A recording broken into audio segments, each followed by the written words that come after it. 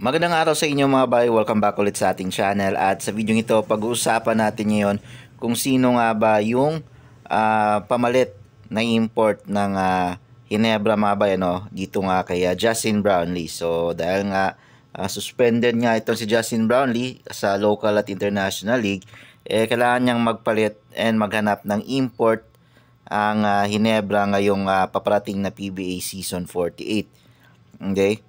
And ayun dito sa sources mga bay, may ilang mga post dito na etong si Justin Brownlee daw mga bay, nag-request sa Ginebra management na si Reynaldo Balkman yung kunin nilang kapalit.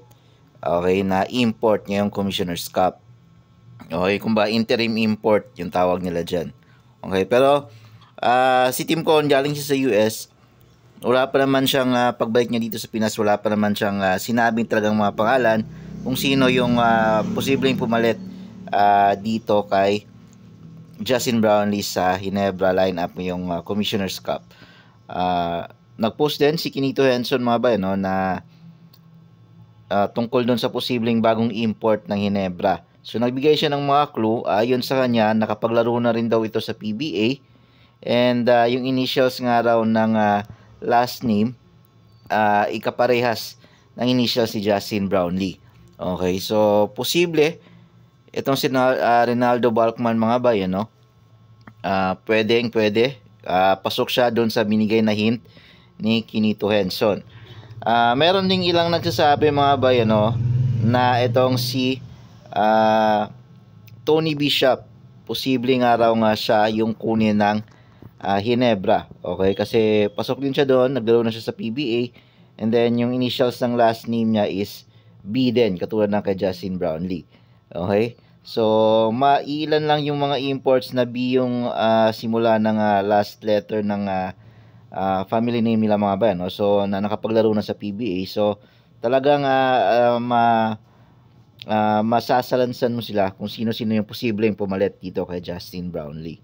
Ayon din dito mga ba, matatandaan din natin na ito pala si Justin Brownlee is isa rin to sa nag-recommend na kunin si Jeremiah Gray sa Ginebra. So kumbaga meron din talagang say itong si Justin Brownlee kung sino yung gusto niyang ipalit sa kanya, since siya din yung nag-recommend dito kay Jeremiah Gray na kunin sa Ginebra.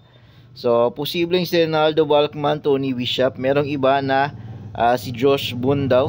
Okay, so sa mga hindi nakakalam, itong si Josh Boone, naglaro to sa ASEAN Basketball League.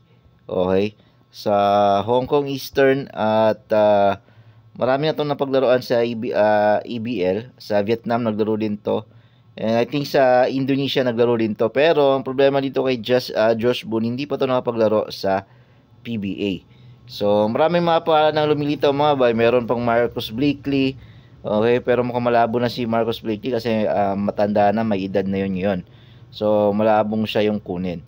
So I think malaki yung chance it's either Reynaldo Balkman or Tony Bishop yung posibleng kunin ng Ginebra. Or may nagsasabi rin yung iba na posibleng si Justin Brownlee pa rin daw.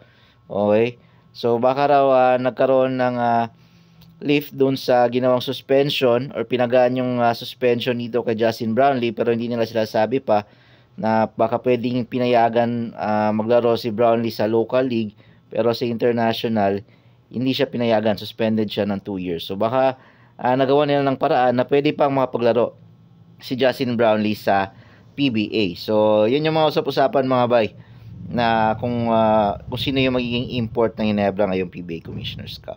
So yun lang yung update natin mga bay. Maraming salamat sa panonood.